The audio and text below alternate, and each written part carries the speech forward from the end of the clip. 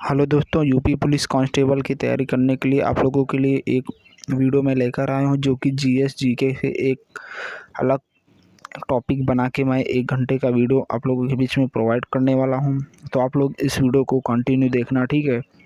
जो UP police constable की भर्ती से रिलेटेड है, एकदम 100% यही क्वेश्चन आएंगे जीके, जीएस और जीए में, ठीक है।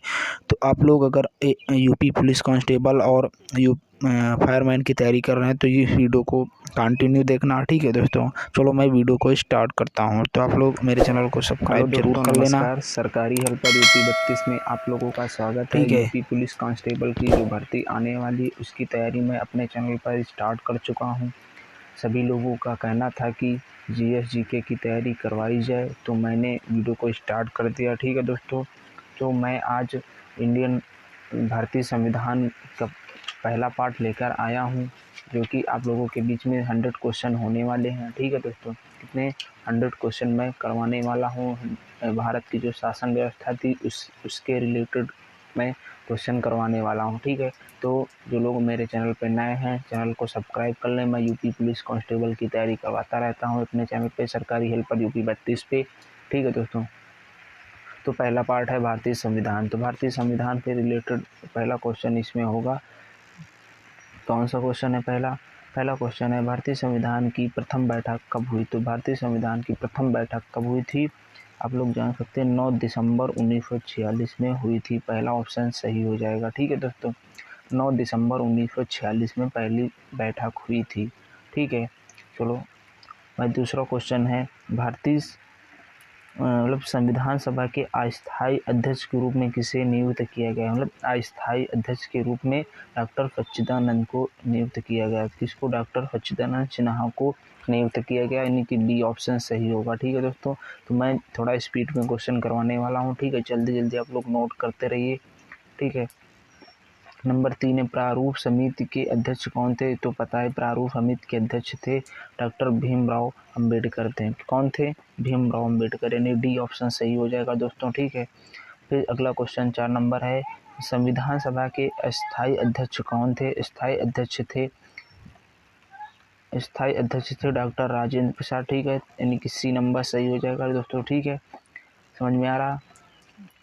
सी नंबर। 5 नंबर में क्वेश्चन कह रहा है, भारतीय संविधान सभा ने अंतिम रूप से संविधान को कब पारित किया गया? अंतिम रूप से कब पारित किया गया?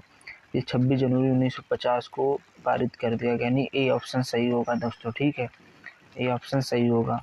फिर अगला क्वेश्चन 6 नंबर कह रहा, भारतीय संविधान किस दिन से पूर्णतः लागू कर दिया गया था? किस दिन से लागू किया गया था?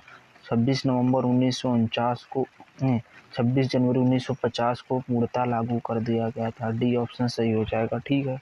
तो आप लोगों को पता है भारतीय संविधान किस दिन पे पूर्णतः लागू हुआ था, तो आप लोगों को पता होगा, ठीक है। तो मैं अगला क्वेश्चन 7 नंबर ले लेता हूँ।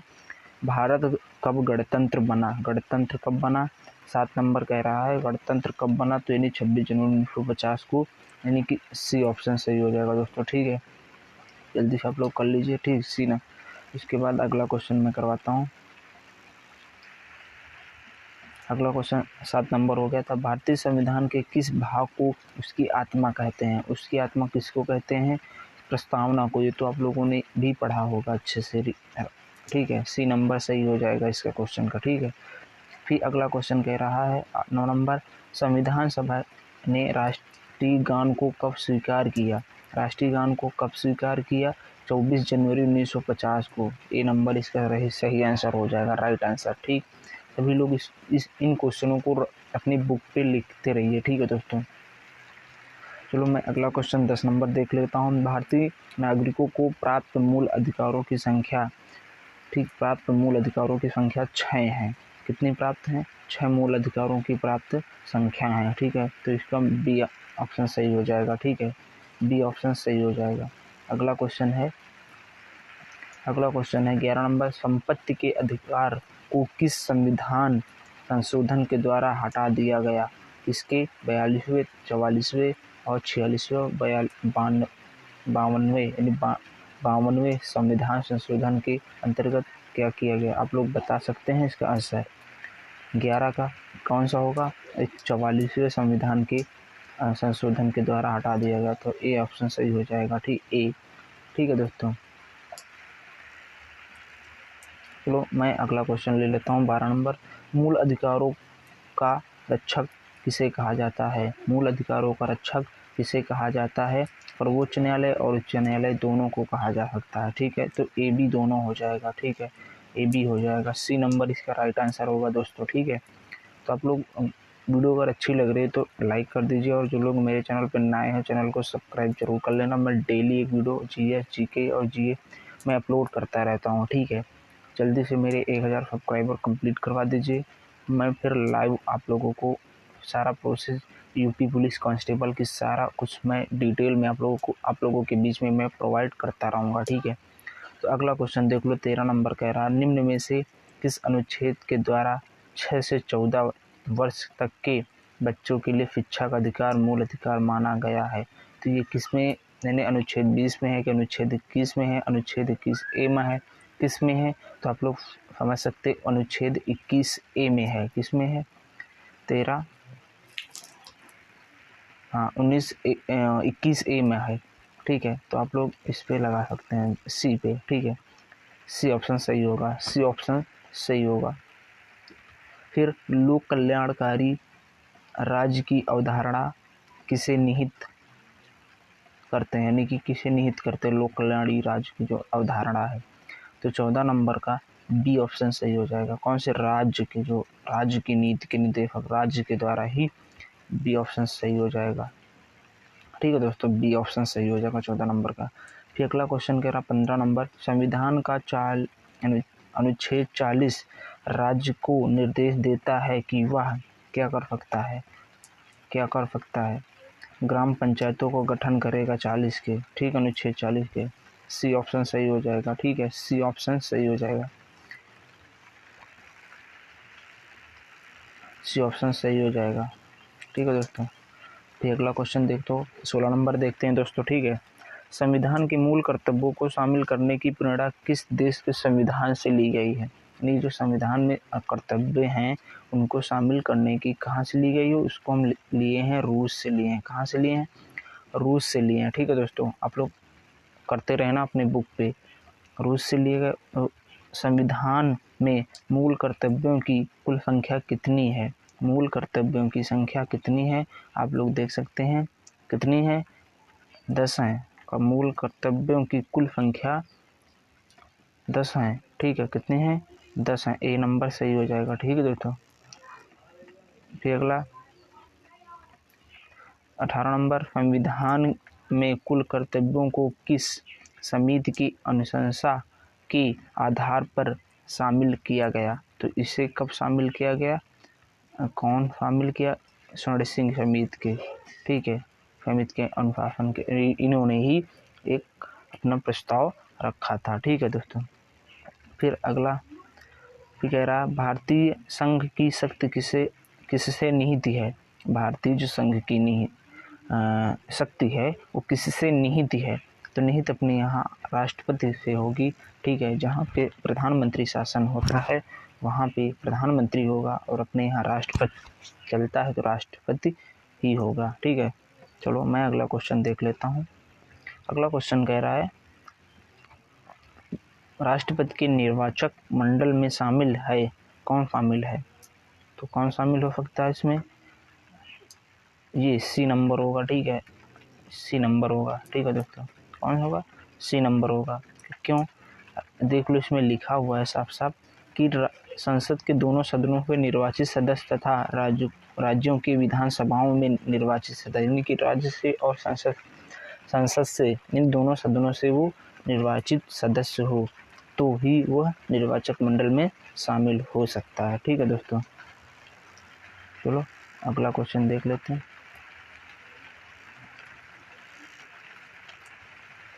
अगला क्वेश्चन देख लेते हैं।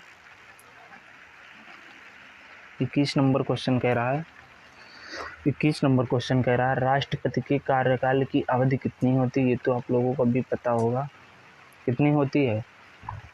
नहीं पता है आप लोगों को? 5 साल होती है, ठीक है दोस्तों। ये तो कॉमन एकदम क्वेश्चन था, 5 साल का होता है, ठीक है। राष्ट्रपति पद के चुनाव के लिए कौन सी विधि अपनाई जाती है? कौन सी विधि अपनाई जाती है ये भी आप लोगों को बताना होगा। विकल्प संक्रमणीय या फिर अनुपातिक प्रतिनिधित्व या अप्रत्यक्ष मतदान, तो आप लोगों को बताना होगा। इसमें सभी अपनाए जाते हैं। डी ऑप्शन सही हो जाएगा। ये सभी राष्ट्रपति चुनाव के लिए विधि अपनाई जाती है। ठीक है, चलो मैं अगला क्वेश्चन देख लें।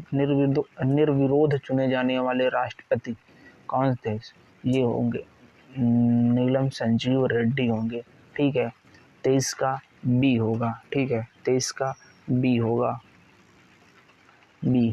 ठीक, ये एक निर्विरोध चुने जाने वाले एकमात्र राष्ट्रपति हैं। ठीक है दोस्तों, ये क्वेश्चन हर एग्जाम में ज़्यादा से ज़्यादा पूछा जाता है। ठीक है, यूपी की कोई वैकेंसी हो, लेखपाल की यूपीपी हो, यूपीएसआई हो, ये क्वेश्चन पूछ ही लिया जाता है कि निर्विरोध चुने जाने वाले एकमात्र राष्ट्रपति का नाम बताइए।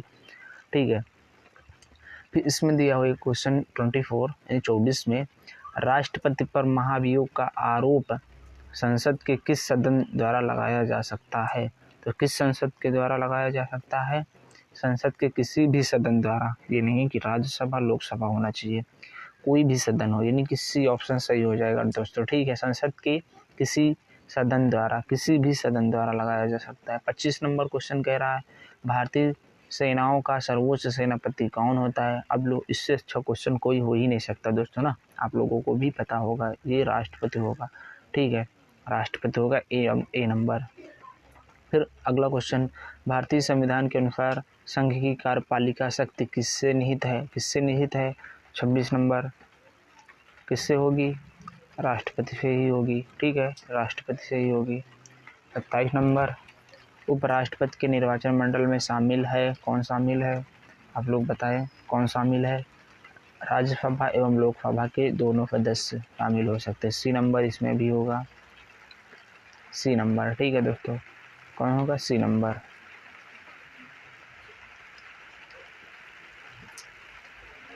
सी नंबर होगा। ठीक है दोस्तों, अगला देखो, राष्ट्रपति राज्यसभा में कितने सदस्य को मनोनीत कर सकता है? यानी कितने कर सकता है? 12 कर सकता है, ये तो पता है। कितने सदस्यों को राष्ट्रपति राज्यसभा में मनोनीत कर सकता है? तो 12 कर सकता है। ठीक है, अगला क्वेश्चन, भारतीय संसद के ऊपरी सदन को क्या कहा जाता है? ऊपरी सदन को राज्यसभा कहा जाएगा। ठीक है, राज्यसभा ही कहा जाएगा। ठीक है, आप लोग याद कर लेना। प्रधानमंत्री की नियुक्ति कौन करता है? प्रधानमंत्री की नियुक्ति कौन करता है? तो आप लोगों को पता होगा कि राष्ट्रपति ही करता है। ए नंबर सही हो जाएगा। ठीक है, ए नंबर क्वेश्चन सही हो जाएगा। फिर अगला क्वेश्चन, यदि प्रधानमंत्री या कोई अन्य मंत्री सदन का सदस्य नहीं है तो उसे पद पर बने रहने के लिए कितने दिनों के अंदर संसद या सदस्य बनाना आवश्यक है? 6 माह के अंदर उसे संसद का सदस्य बनाना ही होगा। कितने में? 6 मंथ में, यानी कि बी ऑप्शन सही हो जाएगा। क्यों? बी ऑप्शन सही हो जाएगा दोस्तों। ठीक है, इसका 6 मंथ होंगे, 6 माह। फिर अगला क्वेश्चन कह रहा है, मंत्रिपरिषद सामूहिक रूप से किसे प्रति उत्तरदायी है? तो 32 नंबर क्वेश्चन का कौन सा होगा? लोकसभा होगा। लोकसभा से मंत्रिपरिषद सामूहिक के प्रति उत्तरदायित्व होता है। ठीक है, अगला क्वेश्चन कह रहा है, लोकसभा का अधिकतम सदस्य संख्या हो सकती कितनी हो सकती? 512, 545, 550, 552 कितनी हो सकती? आप लोगों को भी पता होगा, तो आप लोग कमेंट में ज़रूर बताना इस क्वेश्चन को। चलो ये क्वेश्चन मैं बता ही देता हूँ। इसमें जो सबसे ज़्यादा संख्या है वही होगी, 552 होगी। ठीक है, 552 होती है जो अधिकतम लोकसभा के सदस्यों की संख्या होती है, 552 ही होती है। ठीक है, फिर अगला क्वेश्चन है 34 नंबर, राज्यसभा की अधिकतम संख्या कितनी होती है? अब लोग इसमें लोकसभा का पूछा था, इसमें राज्यसभा का अधिकतम संख्या पूछ लिया है। तो इसमें क्या होगा? इसमें होगा कि 250 होता है। कितनी होती है? 250, यानी किसी ऑप्शन सही हो जाएगा। किसी विधेयक को धन विधेयक के रूप में कौन प्रमाणित करता है? कौन प्रमाणित करता है? इसका प्रमाणित करेगा लोकसभा अध्यक्ष प्रमाणित करेगा? लोकसभा अध्यक्ष, बी ऑप्शन सही हो जाएगा। ठीक है। केंद्र सरकार का प्रथम विधि अधिकारी कौन होता है? केंद्र सरकार का जो प्रथम विधि अधिकारी कौन होता है तो उसको भी आप लोगों को बताना होगा। महान्यायवादी होता है। ठीक है, सी ऑप्शन सही हो जाएगा, महान्यायवादी होता है। ठीक है। संघ राज्य क्षेत्रों का प्रशासन कौन चलाता है? संघ राज्य का प्रशासन कौन चलाता है? संघ राज्य प्रशासन राष्ट्रपति द्वारा नियुक्त प्रशासन चलाता है। राष्ट्रपति द्वारा नियुक्त प्रशासन ही चलाता है। ठीक है, बी ऑप्शन सही हो जाएगा। भारत के प्रथम राष्ट्रपति थे डॉक्टर राजेंद्र प्रसाद, आप लोगों को पता ही होगा। बी ऑप्शन सही हो जाएगा। स्वतंत्र भारत के पहले गवर्नर कौन थे? स्वतंत्र भारत के पहले गवर्नर कौन थे? चक्रवर्ती नहीं, इसमें स्वतंत्र भारत के पहले गवर्नर थे कौन? Lord Mountbatten. ये पहला ऑप्शन, सी ऑप्शन सही हो जाएगा। ठीक है दोस्तों, सी ऑप्शन सही हो जाएगा। फिर स्वतंत्र भारत के प्रथम प्रधानमंत्री कौन थे? तो स्वतंत्र प्रधानमंत्री जवाहरलाल नेहरू थे। ठीक है, पंडित जवाहरलाल नेहरू थे। ठीक है। फिर अगला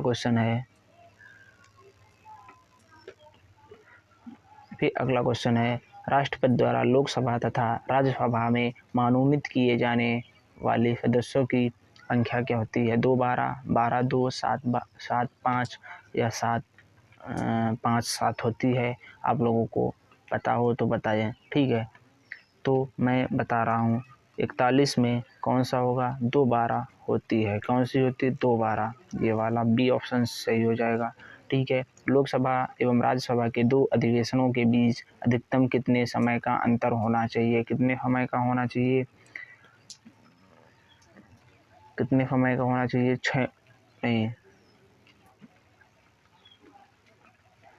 मंथ का ही होना चाहिए।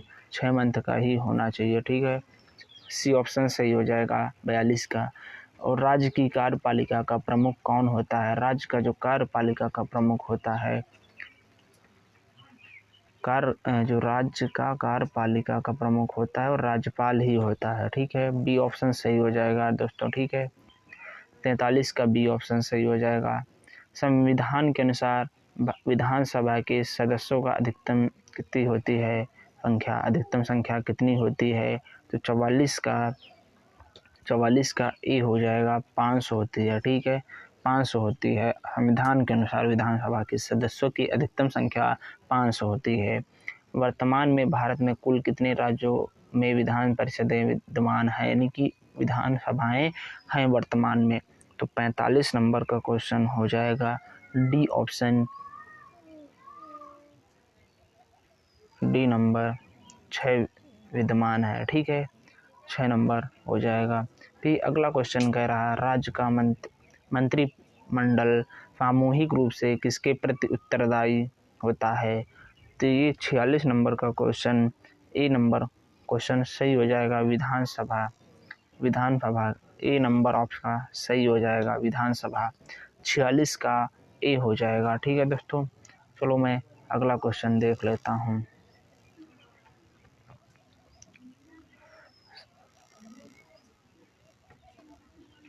अगला क्वेश्चन मैं देख लेता हूँ।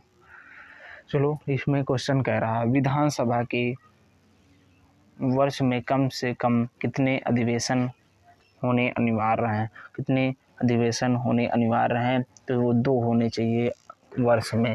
ठीक है दोस्तों, कितने होने चाहिए? 2 होने चाहिए। इसमें 48 नंबर क्वेश्चन कह रहा है, किस राज्य में विधानसभा सदस्यों की संख्या सर्वाधिक है? तो 48 नंबर क्वेश्चन तो कहता ही है कि आप लोग जिस स्टेट में रहते हैं आप समझ सकते हैं कि ये उत्तर प्रदेश ही होगा। उत्तर प्रदेश ही क्यों होगा आप लोगों को पता होगा, क्योंकि यहाँ के लोग ही इतने ज़्यादा हैं तो विधानसभाएं भी ज़्यादा होंगे, सदस्य भी ज़्यादा होंगे। ठीक है, 48 का बी हो जाएगा। फिर जम्मू कश्मीर, अगला क्वेश्चन 49 वाला पढ़ लो आप लोग। जम्मू कश्मीर राज्य को किस अनुच्छेद के अंतर्गत विशेष दर्जा राज्य का प्राप्त है? कौन सा? 49 नंबर क्वेश्चन में आप लोग बता सकते हैं इसमें आप लोग को तो पता ही होगा, सी ऑप्शन सही होगा ये वाला, ठीक है, सी ऑप्शन सही होगा, ठीक है, ये वाला होगा, ठीक है, सी ऑप्शन 370 अनुच्छेद, ठीक है। फिर अगला क्वेश्चन कह रहा है भारत का नियंत्रक एवं महालेखक परीक्षक किसके द्वारा नियुक्त किया जाता है, ठीक है। तो 50 का बी हो जाएगा, कौन सा होगा, राष्ट्रपति नियुक्त करता है, ठीक है, 50 का बी हो जाएगा दोस्तों। अगला क्वेश्चन मैं देखता हूँ 51 से लेकर के आगे तक देखता हूँ। भारत का उच्चतम न्यायालय कहाँ अवस्थित है, नई दिल्ली में होगा, कहाँ पे होगा, नई दिल्ली में होगा, क्यों होगा, क्योंकि भारत की राजधानी वही है, ठीक है। तो अगला क्वेश्चन देखता हूँ, भारत के सर्वोच्च न्यायालय की न्यायाधीशों की कुल संख्या कितनी है, तो आप लोग को पता है तो बताइए। 52 का कौन सा होगा, 52 का सी होगा, यानी कि 31 हैं, कितने हैं, 31 हैं, 31 है 52, ठीक है, 52 का सी होगा। फिर अगला क्वेश्चन कह रहा है सर्वोच्च न्यायालय के मुख्य न्यायाधीश की नियुक्ति कौन करता है, तो आप लोगों को पता हो तो बताएं। 53 का बी होगा, कौन सा होगा, राष्ट्रपति ही करता है, ठीक है, राष्ट्रपति ही करेगा। फिर अगला क्वेश्चन देखो, उच्चतम न्यायालय के न्यायाधीशों का कार्यकाल है कितना है, उच्चतम न्यायालय के न्यायाधीशों को कार्यकाल कितना है, उच्चतम न्यायालय के, उनकी 65 वर्ष की आयु होने पूरी होने तक, यानी कि उच्चतम न्यायालय के न्यायाधीशों के कार्यकाल इन्फिनिटिव माना जाए, अगर कहा जाए तो कोई गलत बात नहीं। तो इसका ये वाला सही हो जाएगा डी, जब तक उनकी 65 वर्ष नहीं हो जाती तब तक वो रिटायर नहीं होते हैं, पूरी होने तक वो उच्चतम न्यायालय के न्यायाधीश बने रह सकते हैं, ठीक है दोस्तों। फिर अगला क्वेश्चन देखते हैं, सर्वोच्च न्यायालय के प्रथम मुख्य न्यायाधीश कौन थे, तो आप लोग हीरालाल जेकानिया ही होंगे, ठीक है, सी ऑप्शन होगा 55 का सी ऑप्शन होगा, तो हीरालाल जेकानिया ही है, सी ऑप्शन हो जाएगा। फिर अगला क्वेश्चन देखते हैं, वर्तमान में भारत के उच्च न्यायालयों की संख्या कितनी है, वर्तमान में उच्च न्यायालय की संख्या कितनी है, तो आप लोग समझ सकते हैं 21 हैं, ए हो जाएगा इसका, ठीक है, ए, ठीक है दोस्तों। तो उच्च न्यायालय के मुख्य न्यायाधीशों की नियुक्ति कौन करता है, तो राष्ट्रपति करता है, इसको तो आपको पता ही है, बी ऑप्शन सही हो जाएगा, ठीक है दोस्तों। तो अगला क्वेश्चन मैं देख लेता हूँ, 58 नंबर क्वेश्चन क्या कह रहा है, उच्च न्यायालय के न्यायाधीशों के कार्यकाल की सीमा है कितनी है, अपने उम्र से 62 वर्ष पूरे होने तक, यानी कि सी ऑप्शन सही हो जाएगा, ठीक है दोस्तों, सी ऑप्शन सही हो जाएगा, आप लोग कर लीजिए। तो अगला क्वेश्चन कह रहा है निम्नलिखित में से किस उच्च न्यायालय की अधिकतम सर्वाधिक क्षेत्र जो आधिकारिक सर्वाधिक क्षेत्रों पे हैं वो कौन सा है, 59 नंबर क्वेश्चन कह रहा है, 59 नंबर क्वेश्चन क्या कह रहा है, इसका क्वेश्चन होगा गुवाहाटी होगा, सी होगा, ठीक है दोस्तों, सी होगा। उसके बाद किस उच्च न्यायालय में सर्वाधिक संख्या में न्यायाधीश कार्यरत हैं, तो वो है इलाहाबाद, ठीक है, इलाहाबाद है अपने यहाँ। फिर अगला क्वेश्चन क्या कह रहा है देख सकते हैं आप लोग, अगला क्वेश्चन कह रहा है भारत संविधान के किस अनुच्छेद द्वारा राष्ट्रपति को सर्वोच्च न्यायालय से परामर्श मांगने का अधिकार प्राप्त है, कौन सा वो अनुच्छेद है, वो अनुच्छेद आप लोगों को बताना है। तो वह अनुच्छेद है 143 वह अनुच्छेद है, तो यानी कि सी ऑप्शन सही हो जाएगा, ठीक है दोस्तों, 61 नंबर का सी ऑप्शन सही है। निम्नलिखित में से किस केंद्र शासित प्रदेश का अपना उच्च न्यायालय है, तो वो बताना होगा आप लोगों को, 62 का डी होगा, इनमें से कोई भी नहीं जिसका केंद्र शासित प्रदेश भी हो और अपना उच्च न्यायालय भी हो, इसमें डी ऑप्शन सही हो जाएगा, ठीक है। अगला क्वेश्चन है राष्ट्रपति राष्ट्रीय आपातकाल की उद्घोषणा निम्न में से किस स्थितियों में करता है, ठीक है, तो ये सभी होंगे अगर युद्ध, सशस्त्र विरोध और ब्रह्म आक्रमण ये सब होने लगते हैं तो तभी क्या लगता है आप लोगों को, अब बोला मैंने, आप लोगों को याद होगा, आपातकाल, आपातकाल लगता है, ठीक है। तो मैं अब डी ऑप्शन सही हो जाएगा। अगला क्वेश्चन देखते हैं। निम्न मतलब भारत में अब तक कितनी बार आपात लगाई जा चुकी है, तो आप लोगों को पता होगा। आप लोग 64 का कौन सा होगा? 64 में 3 बार, हाँ 3 बार आपातकाल लग चुका है, ठीक है। 3 बार आपातकाल लग चुका है। 64 का बी ऑप्शन सही हो जाएगा। 65 में देख लीजिए, आप लोग क्वेश्चन पढ़ लीजिए। भारत में राष्ट्रपति किस अनुच्छेद के अंतर्गत देश में राष्ट्रीय आपात की घोषणा करता है? 65 का क्वेश्चन कह रहा है, तो इसमें अनुच्छेद 352 ही होगा। ये ऑप्शन सही हो जाएगा, ठीक है दोस्तों। ये अगला क्वेश्चन देख ले आप लोग। संविधान के किस अनुच्छेद के द्वारा आधार पर राज्यों में संवैधानिक तंत्र की विफलता का राष्ट्रपति शासन लगाया जा सकता है? तो 66 नंबर क्वेश्चन कह रहा है कि 356 ही ऐसा एक अनुच्छेद है जो लगाकर राष्ट्रपति शासन लगाया जा सकता है, ठीक है दोस्तों। ये अगला क्वेश्चन एक क्वेश्चन है कि राष्ट्रों में राष्ट्रपति शासन की अधिकतम अवधि है, तो अवधि कितनी है? आप लोग को वर्षों में बताना है। तो वह अवधि 3 वर्ष तक हो सकती है। कितनी हो सकती है? ठीक है दोस्तों, कितनी हो सकती है? 3 वर्ष हो सकती है। तो डी ऑप्शन सही हो जाएगा, ठीक है। फिर अगला क्वेश्चन कह रहा है कि भारतीय संविधान के किस अनुच्छेद के आधार पर देश के वित्तीय आपात की घोषणा की जा सकती है? तो 68 नंबर क्वेश्चन क्या कह रहा है आप लोग देख सकते हैं। तो 68 नंबर सी ऑप्शन सही हो जाएगा। सी ऑप्शन 360 है, तो यही ऑप्शन सही होगा, ठीक है। सी ऑप्शन 68 का सही हो जाएगा, ठीक है। तो मैं अगला क्वेश्चन ले लेता हूँ, ठीक है। अगला क्वेश्चन मैंने ले लिया। तो अगला क्वेश्चन आप लोग 69 नंबर क्वेश्चन पढ़ सकते हैं।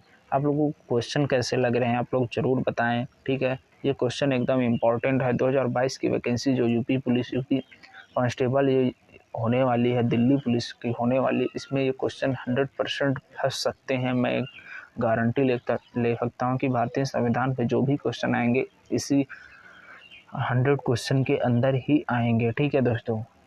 चलो मैं अगला क्वेश्चन ले लेता हूँ। संसद द्वारा अनुमोदन के बाद किसी राज्य में राष्ट्रपति शासन एक बार में कितने समय तक के लिए लागू किया जा सकता है? ठीक है, तो वो 6 मंथ ही होंगे, 6 मंथ।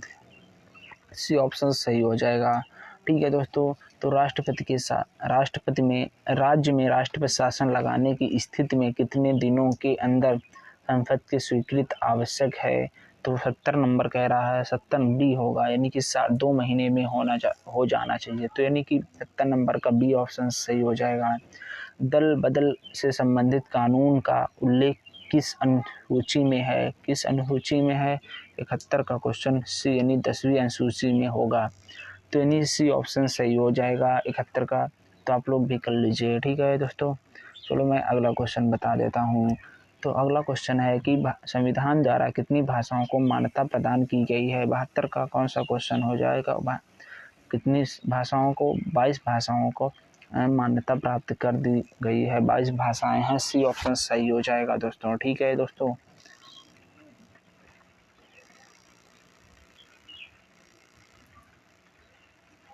तो मैं अगला क्वेश्चन ले लेता हूँ। 73वां संविधान संशोधन संबंधित है किससे, यानी किससे संबंधित है? 73वां संशोधन किससे संबंधित है? पंचायती राज से होगा।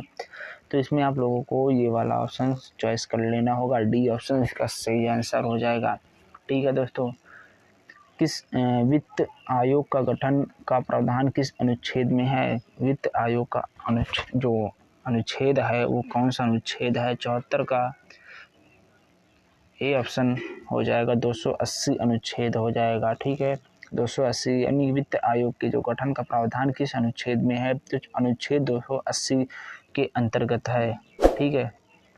निम्न में से योजना आयोग का पदेन अध्यक्ष कौन होता है? यानी कि जो निम्न योजना आयोग का होता है पदेन अध्यक्ष कौन होता है? तो आप लोग समझ सकते हैं इस क्वेश्चन को। आप लोगों को कितना अच्छा क्वेश्चन दिया हुआ है। बी नंबर इसका क्वेश्चन हो जाएगा सही, प्रधानमंत्री ही होता है, ठीक है।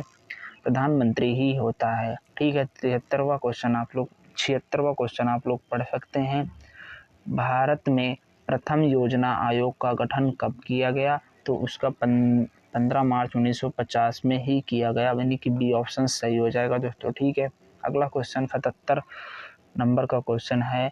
तो राष्ट्रीय विकास परिषद की स्थापना कब की गई है? राष्ट्रीय विकास परिषद की स्थापना बी ऑप्शन सही हो जाएगा, 1952 में की गई थी। ठीक है दोस्तों, भाषा के आधार पर गठित भारत का पहला राज्य कौन सा है? तो वो राज्य है आंध्र प्रदेश। भाषा के आधार पर आंध्र प्रदेश ही एक ऐसा राज्य है। ठीक है दोस्तों, सी ऑप्शन सही हो जाएगा। अगला क्वेश्चन आप लोग पढ़ सकते हैं। बलवंत राय मेहता समिति का गठन किया गया था। तो 79 नंबर का क्वेश्चन जो भी है तो आप लोग देख रहे होंगे, 79 का ए हो जाएगा, पंचायती राज व्यवस्था। ठीक है, पंचायती राज व्यवस्था से। ठीक है, तो 80 नंबर क्वेश्चन आप लोग भी पढ़ लीजिए, बस क्वेश्चन लगभग समाप्त होने वाले हैं।